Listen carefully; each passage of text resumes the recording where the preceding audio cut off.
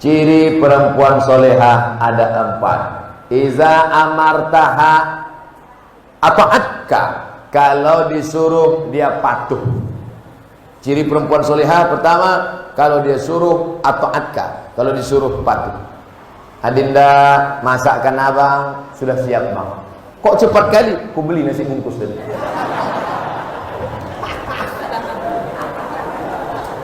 Sedap sekali gulai kau ni. Banyak abang tengok. Gulai apa namanya Dedek? Gulai tunjuk bang. Kau gulai tunjuk? Aku tunjuk aja ni.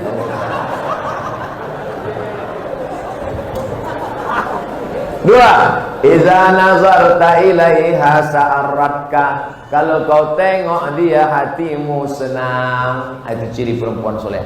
Asal kau tengok senang hatimu, sejuk matamu nengok dia. Masya Allah Pak Ustaz, saya senang kali nengok dia. Bini kau? Enggak, bini kawan aku.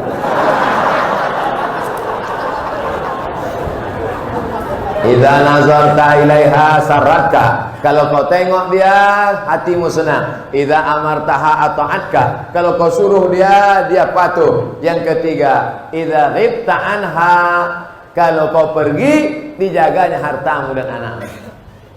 Pergi kau, anakmu dan hartamu dijaganya. Jangan sampai pergi kau 1 hari hilang kulkas, pergi sehari lagi hilang rumah, pergi 3 hari dia hilang.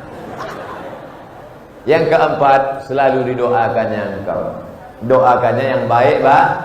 Walaupun laki itu Fir'aun, tetap istri Fir'aun mendoakan yang baik. Siapa nama istri Fir'aun? Asiyah. Doa Asiyah ada dalam Quran. Rabbi ibnili indaka baitan fil jannah. Ya Allah, bangunkan aku satu rumah dalam surga. Wa najjini min fir'aun wa 'amalihi, selamatkan aku dari Fir'aun dan perbuatannya. Wa najjini minal qaumiz zalimin, selamatkan aku dari orang yang zalim. Ibu-ibu yang lakinya agak-agak macam Fir'aun, baca doa. Kita doa sama-sama.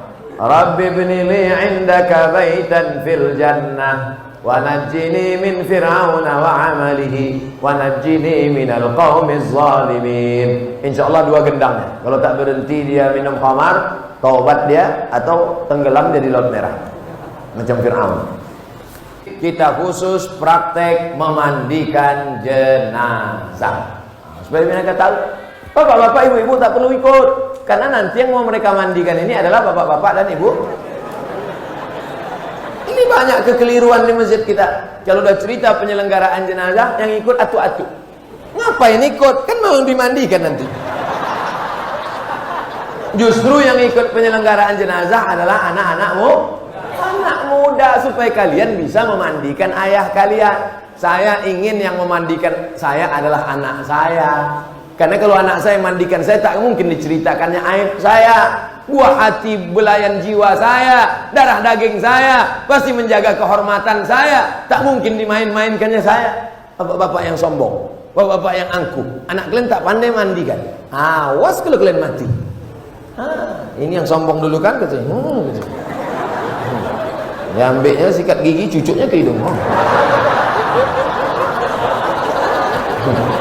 Jadilah kalian yang sombong-sombong. Ibu yang kaya-kaya, yang angkuh-angkuh, yang sombong-sombong, pas mandi nanti anak ibu tak pandai mandikan. Siapa keluarga yang bisa mandikan? Jadi siapa? Kami serahkan aja. Sementara itu dulu ibu-ibu yang selalu diejek-ejeknya, karena miskin, karena susah. Tutupnya pintu. Anak-anak jangan ikut ya, kunci pintu. Kau dulu sombong kan? Mana langsung? Gitu. Aduh, kalian tahu. Makanya anak-anak kita harus diajar menyelenggarakan jenazah. Kalau sudah sakit, bagaimana sakratul mautnya? Habis sakratul maut, bagaimana meletakkan tangannya? Karena kalau sudah keras payah. Waktu lembut itu supaya bengkok. Karena kalau sudah keras tangan, gimana mau membengkokkannya? Ya kalau matinya begini. Kalau matinya begini, bagaimana membuka kainnya? Jangan sampai setelah tangan bengkok, gimana membuka baju pakai gunting? Tak mungkin. Bagaimana mengatasinya waktu sakit? Bagaimana kalau dia meleleh air liurnya? Bagaimana kalau keluar muntahnya? Bagaimana kotorannya? Lalu kemudian bagaimana mandikannya? Setelah mandikannya bagaimana mengkafankannya? Setelah mengkafankannya bagaimana sholatnya? Setelah menyolatnya bagaimana menguburkannya? Setelah dikuburkan bagaimana mengirim doa-doa setelah mati. Nah, itu diajarkan pada anak-anak muda supaya dia tahu mengurus kita dan supaya dia tahu bagaimana mati. Kalau dia sudah tahu mati, menjadi rem supaya dia tidak pakai narkoba, menjadi rem supaya dia tidak berzina, menjadi rem supaya dia tidak buat dosa. Nah, ini buat nanti kontak dengan Ustadz Iqbal Sauki yang punya kontak dengan Badan Kontak Koordinasi Persatuan Remaja Masjid Sumatera Utara. Apa hukum orang tinggal di sekitar masjid tapi tak sholat di masjid? La sholata li jaril masjid illa fil masjid. Orang yang dekat masjid tak sah sholatnya kalau tak di masjid. Hadis ini kata sebagian ulama dhaif, tak bisa dipakai untuk hukum, tapi bisa dipakai untuk fadail a'mal. Nabi kalau selesai sholat dia menengok ke belakang, dia tengok satu-satu, asyahidun fulan, asyahidun fulan, asyahidun fulan. Mana si fulan kenapa tak ke masjid? Mana si fulan kenapa tak ke masjid? Mana si fulan kenapa tak datang ke masjid? La uharriqanna alaihim buyutahum. Siapa yang tak datang ke masjid, ku bakar rumahnya. Siapa yang tak datang sholat berjamaah ke masjid, ku bakar rumahnya. Kalau hidup Nabi sekarang bertambah titik api di Deli Serdang. Saking banyaknya orang tak sholat ke masjid. Tapi alhamdulillah masjid percut penuh melimpah ruah. Mudah-mudahan sampai hari kiamat ramai masjid. Saya salah satu petugas kesehatan. Saya mau tanya apa hukumnya melakukan tindakan kepada yang bukan mahram. Yang sakit perempuan, maka dokternya mesti perempuan. Yang sakit laki-laki, maka dokternya mesti laki-laki. Kalau yang sakit laki-laki, dokter perempuan, terjadi hal-hal yang tak diinginkan. Ustaz kok tahu? Saya pernah mengalami.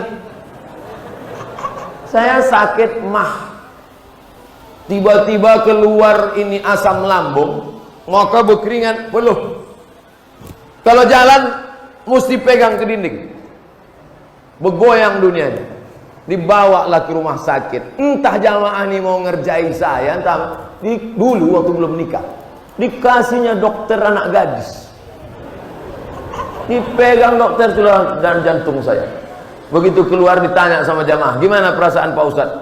Begoncang dunia nih kurasa.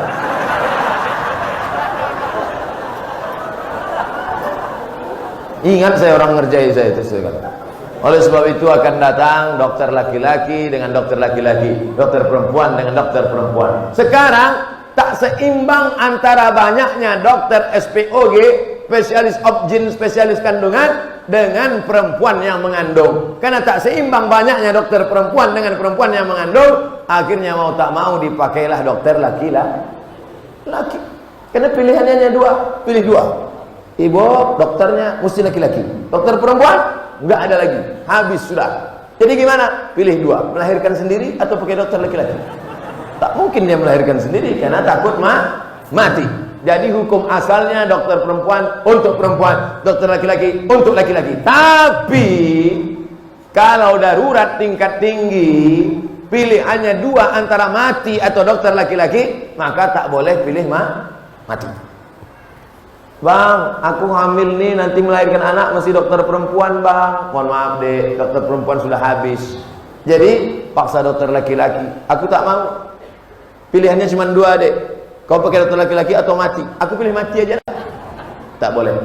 Darurat. Ad-darurat tubihul mahzurat. Begitu juga kalau ada kecelakaan di kampung. Kebetulan pasiennya perempuan. Satu-satunya dokter puskesmas laki-laki. Tiba-tiba terjadi. Pilihannya dua, tolong karena darahnya sudah habis banyak, atau dibiarkan. Tiba-tiba datang Pak Dokter, gimana nih Pak Dokter? Kita biarkan aja dia mati. Harus tolong, karena di situ ada darurat. Pelajaran dari sini, anak-anak ibu yang perempuan masukkan ke fakultas kedokteran supaya dia bisa beramal menolong pasien perempuan muslimah. Amin. Pak Ustadz, saya mau tanya, apa hukumnya perempuan sholat Jumat?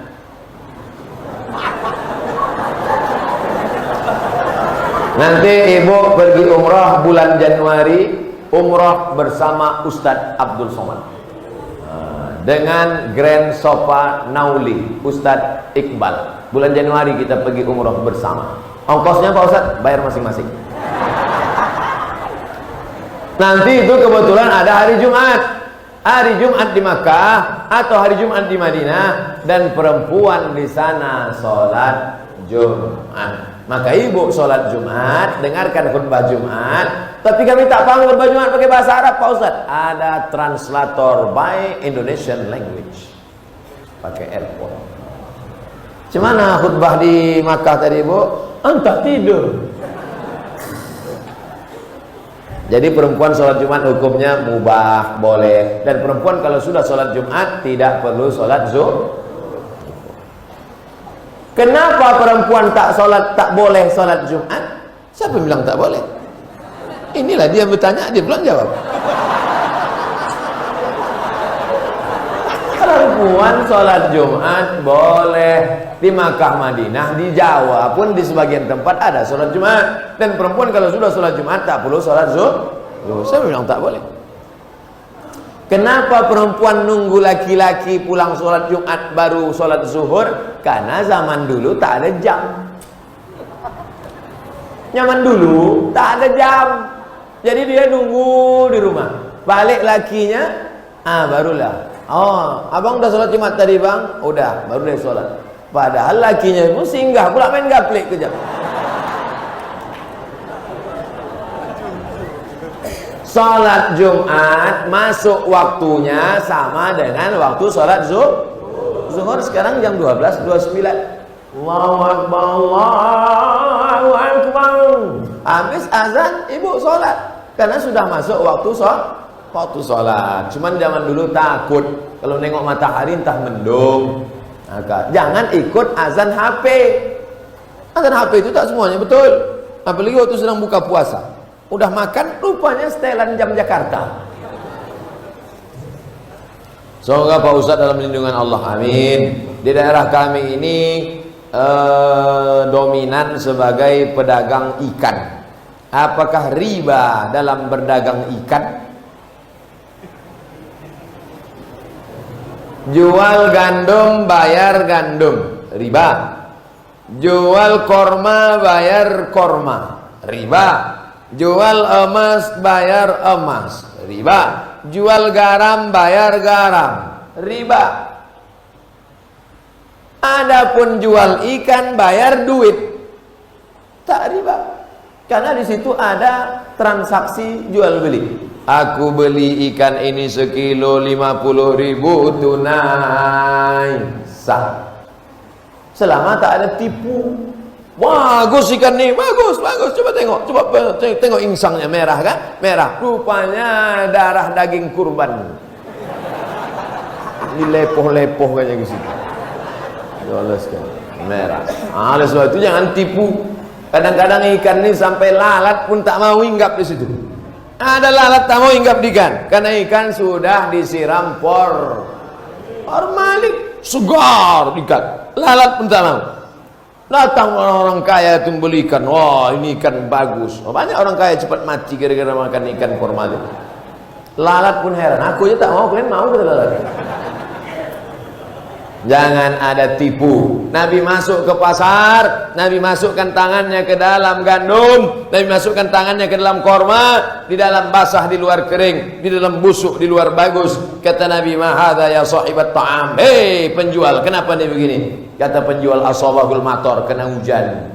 Kenapa kau tutup? Kalau ku buka tak laku. Man rasyana falaisa minna. Siapa yang menipu bukan golongan kami.